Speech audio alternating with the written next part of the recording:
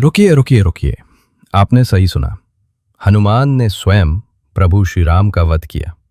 जी हाँ, वही हनुमान जिन्होंने राम के लिए समुद्र लांघा, लंका जलाई, सीता माता की खोज की। उन्हीं हनुमान ने एक दिन अपने प्रभु के प्राण ले लिए। ये कोई मनगढ़ंत कहानी नहीं है। ये भुशुंडी रामायण की 25वीं कथा है, जो स्वयं काकभुशुंडी जी ने गरुड़ देव को सुनाई थी। और इस कथा का रहस्य इतना गहरा है कि सुनकर आपकी आंखें भी भर आएंगी और रोंगटे भी खड़े हो जाएंगे। तो इस कथा को अंत तक सुनिए, क्योंकि अंत में जो सत्य छिपा है वो आपकी भक्ति को एक नई ऊंचाई पर ले जाएगा। सबसे पहले ये समझ लीजिए कि भुशुंडी रामायण क्या है। तुलसीदास जी की रामचरितमानस में स्वयं लिखा है कि काकभुशुंडी जी एक ऐसे महान संत हैं जिन्होंने रामायण को एक नहीं, दो नहीं, अनगिनत बार घटित होते देखा है। वो अमर हैं। हर कल्प में, हर युग चक्र में जब जब प्रभु श्री राम अवतार लेते हैं, काकभुशुंडी जी उस लीला के साक्षी बनते हैं।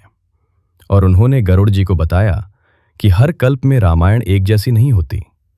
कभी रावण 10 सिर वाला होता है, कभी 20 सिर वाला, कभी सीता हरण होता है, कभी सीता की छाया का हरण होता है, कभी लक्ष्मण मूर्छित होते हैं, कभी नहीं होते। हर बार लीला बदलती है, क्योंकि प्रभु की माया अनंत है।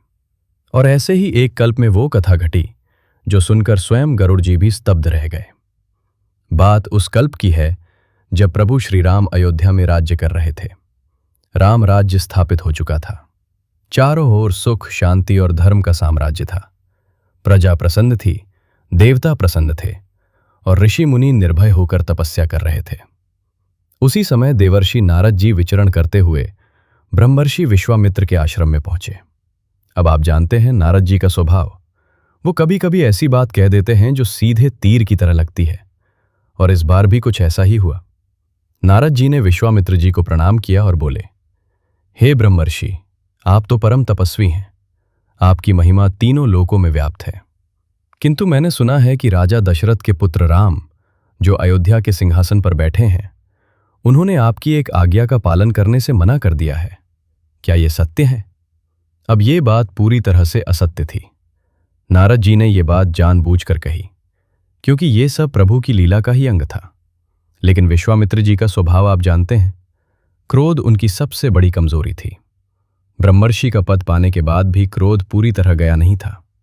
विश्वामित्र जी का मुख लाल हो गया, उनकी भ्रिकुटी तन गई। उन्होंने कहा, यह कैसे संभव है? राम, जिन्हें मैंने बाल्यावस्था में राक्षसों से युद्ध करना सिखाया, जिन्हें मैंने बला और अतिबला विद्या दी, वो मेरी आज्ञा का उल्लंघन करे? यह अनुचित है। नारद जी मन ही मन मुस्कुराए और चले गए। बस बीज बो दिया गया। क्रोध से भरे विश्वामित्र जी सीधे अयोध्या पहुंचे। प्रभु श्री राम ने उनका भव्य स्वागत किया, चरण पखारे, आसन दिया, भोजन कराया, पूरे सम्मान के साथ उनकी सेवा की। लेकिन विश्वामित्र जी के मन में क्रोध की आग धधक रही थी। उन्होंने राम से कहा, हे राम, तुम क्षत्रिय हो और मैं तुम्हारा गुरु हूं। मैंने तुम्हें विद्या दी है, अब मैं तुम्हें एक आज्ञा देता हूं। राम ने हाथ जोड़कर कहा, गुरुदेव, आज्ञा कीजिए, आपकी हर आज्ञा शिरोधार्य है। विश्वामित्र बोले, कल सूर्योदय से पहले तुम्हें एक व्यक्ति का वध करना होगा, और वो व्यक्ति मैं तुम्हें कल बताऊंगा। राम ने बिना कोई प्रश्न किए कहा, जैसी आपकी आज्ञा गुरुदेव। अगले दिन विश्वामित्र ने बताया कि जिस व्यक्ति का वध करना है वो और कोई नहीं, स्वयं हनुमान है। जी हां, हनुमान, राम के परम भक्त, राम के सबसे प्रिय सेवक, राम काज के लिए प्राण देने वाले हनुमान। अब सोचिए, ये कैसी विडंबना है। प्रभु को अपने ही भक्त का वध करने की आज्ञा मिली है, और वो भी गुरु की आज्ञा, जिसका पालन करना क्षत्रिय धर्म है। प्रभु श्री राम के मुख पर एक क्षण के लिए भी विचलन नहीं आया। उन्होंने कहा, गुरु की आज्ञा सर्वोपरि है। लेकिन भीतर से तो प्रभु की लीला चल रही थी। वो जानते थे कि ये सब क्या है, क्यों है और इसका परिणाम क्या होगा। किंतु मर्यादा पुरुषोत्तम होने के नाते उन्होंने मानवीय भूमिका निभाई। राम ने धनुष उठाया, तरकश से बाण निकाले और हनुमान को खोजने निकल पड़े। उधर हनुमान जी को भी इस बात की सूचना मिल चुकी थी किसी ने उन्हें बताया कि विश्वामित्र जी ने प्रभु राम को आपके वध की आज्ञा दी है। अब सोचिए, एक सामान्य प्राणी होता तो क्या करता? भागता, छिपता, क्षमा मांगता या युद्ध की तैयारी करता? लेकिन हनुमान तो हनुमान है। उन्होंने कुछ ऐसा किया जो सुनकर आपका हृदय भक्ति से भर जाएगा। हनुमान जी नारद जी के पास गए। उन्होंने कहा, हे देवर्षि, मुझे बताइए, प्रभु श्री राम के बाणों से बचने का कोई उपाय है? नारद जी मुस्कुराए। उन्होंने कहा, हे पवन पुत्र, इस संसार में राम के बाण से बचने की शक्ति किसी में नहीं है। ब्रह्मा, विष्णु, महेश, कोई भी राम बाण को नहीं रोक सकता। किंतु एक उपाय है। हनुमान ने पूछा, कौन सा उपाय? नारद जी ने कहा, राम से बड़ा राम का नाम है। तुम निरंतर राम नाम का जाप करो। राम नाम की शक्ति स्वयं राम से भी अधिक है। जब तक तुम्हारे मुख पर राम नाम है, तब तक राम के बाण भी तुम्हारा कुछ नहीं बिगाड़ सकते। ये सुनकर हनुमान जी की आंखों में आंसू आ गए। कैसी विचित्र स्थिति है। राम से बचने के लिए राम का ही नाम। जिसने मारने की आज्ञा दी, उसी का नाम ढाल बनेगा। हनुमान जी ने नदी के तट पर जाकर आसन लगाया, आंखें बंद की और राम नाम का जाप प्रारंभ किया। राम राम राम राम। उनका एक एक रोम राम नाम से गूंज उठा। वातावरण में एक दिव्य ऊर्जा व्याप्त हो गई। आकाश में देवता एकत्र होने लगे। सब देखना चाहते थे कि ये अद्भुत लीला कैसे पूर्ण होगी। प्रभु श्री राम हनुमान के समक्ष आ खड़े हुए। उन्होंने देखा, हनुमान आंखें बंद किए, हाथ जोड़े, राम नाम का जाप कर रहे हैं। उनके चेहरे पर न भय है न क्रोध, बस एक अलौकिक शांति है और होठों पर बस एक ही शब्द, राम राम राम। प्रभु ने पहला बाण छोड़ा। वो बाण हनुमान की ओर गया और हनुमान के शरीर को छूने से पहले ही पुष्प बनकर गिर गया, जैसे किसी अदृश्य कवच ने उसे रोक दिया हो। राम ने दूसरा बाण छोड़ा, वो भी निष्फल। तीसरा, चौथा, पांचवा, एक के बाद एक बाण छूटे, लेकिन कोई भी बाण हनुमान जी को स्पर्श तक नहीं कर सका। राम नाम का कवच इतना अभेद्य था कि स्वयं राम के बाण भी उसे भेद नहीं पा रहे थे। ये दृश्य देखकर देवता आश्चर्यचकित थे, ब्रह्मा जी विस्मित थे, शिव जी मुस्कुरा रहे थे और नारद जी के नेत्रों से आनंद के आंसू बह रहे थे। राम ने ब्रह्मास्त्र का संधान किया, वो ब्रह्मास्त्र जिसके सामने कोई नहीं टिक सकता, जिसने रावण जैसे महाबली राक्षस का अंत किया था।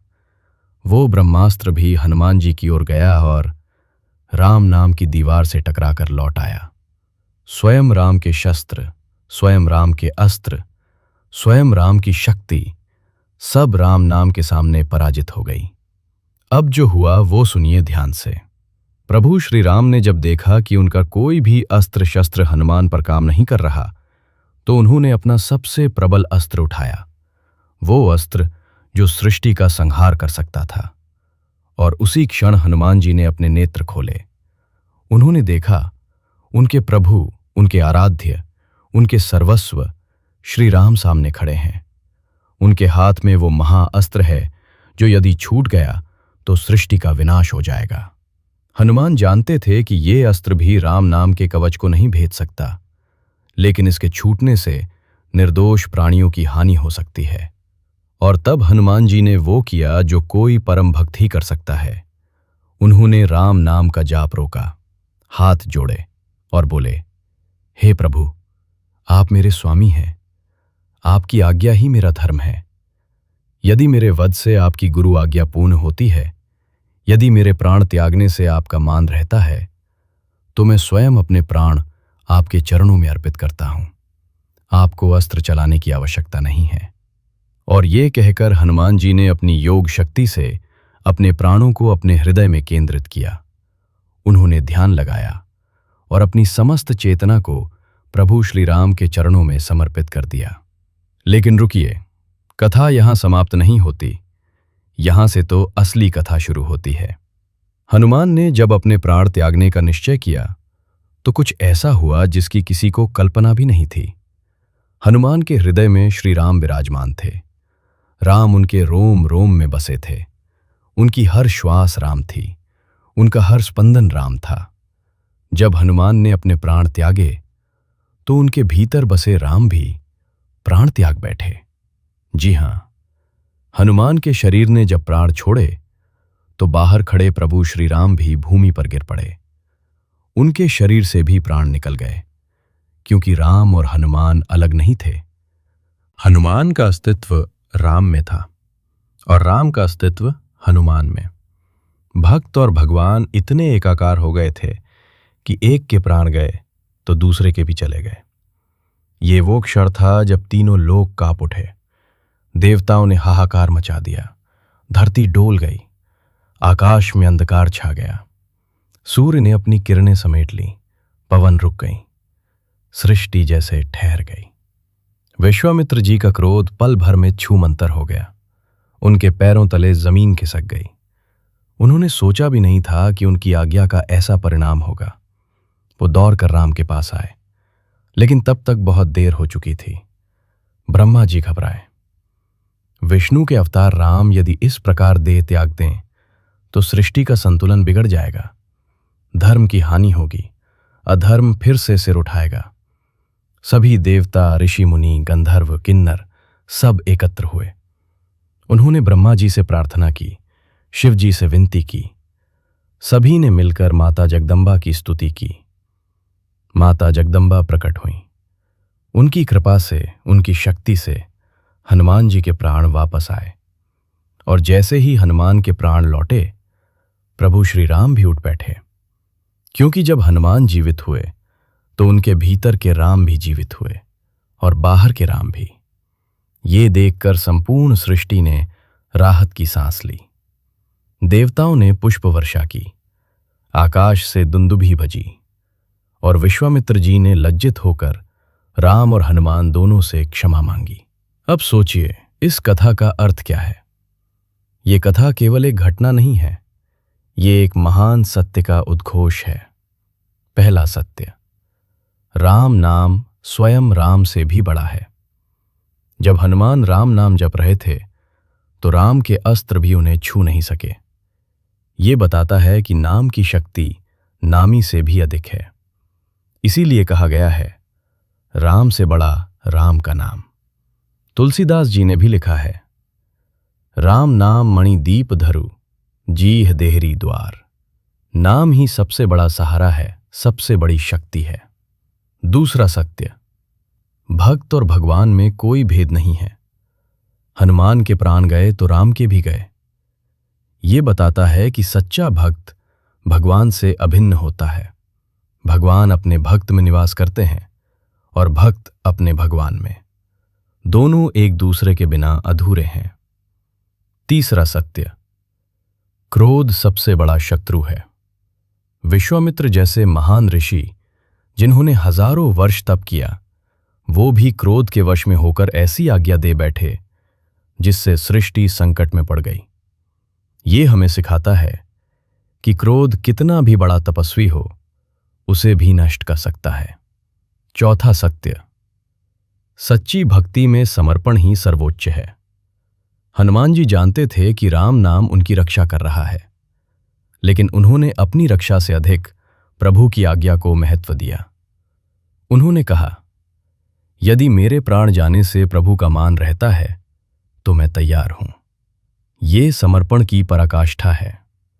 ऐसी भक्ति विरलों को ही प्राप्त होती है।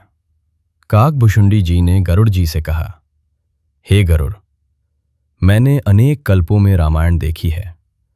हर कल्प में प्रभु की लीला भिन्न होती है। कभी वो सरल होती है, कभी अत्यंत जटिल, लेकिन हर लीला का एक ही उद्देश्य होता है, भक्ति की महिमा स्थापित करना। इस कल्प में प्रभु ने ये लीला इसलिए रची ताकि संसार को पता चले कि भक्त की शक्ति कितनी अपार है।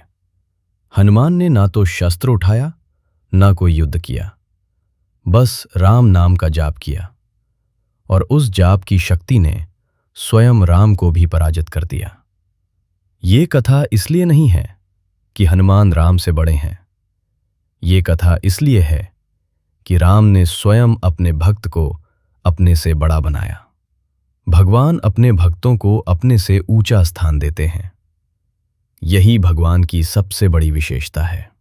तो मित्रों, ये थी भुशुंडी रामायण की वो अद्भुत कथा जिसमें हनुमान ने राम का वध किया। लेकिन ये वध शस्त्र से नहीं, भक्ति से हुआ। ये वध हिंसा से नहीं, प्रेम से हुआ।